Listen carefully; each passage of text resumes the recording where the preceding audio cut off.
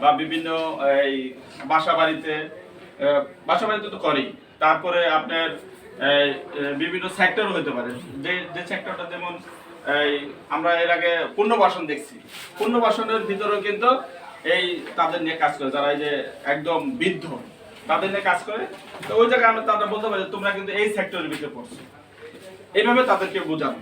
আর তৃতীয় নম্বরটা হলো সংগঠন করার কাজে, সংগঠিত করার কাজে আজকের কর্মশালা শিক্ষা ও কি কাজে লাগবে। আজকের এই শিক্ষা যে কর্মশালা থেকে আসছি আমরা 3 নম্বরে, এটার কাজ হলো যে আজকে আমি যে প্রথম জানলাম, এর ভিতর যে আমরা যারা নেতৃবৃন্দ বক্তব্য দিচ্ছে তাদের কাছে শুনলাম যে এটা নিয়ে কি কি করা, সেই কাজটা হলো আমি শুনলাম, আমি জানলাম, সেটা নিয়ে আমাদেরকে রিপ্লেট তৈরি করতে হবে। তারপরে এই তাদের কাছে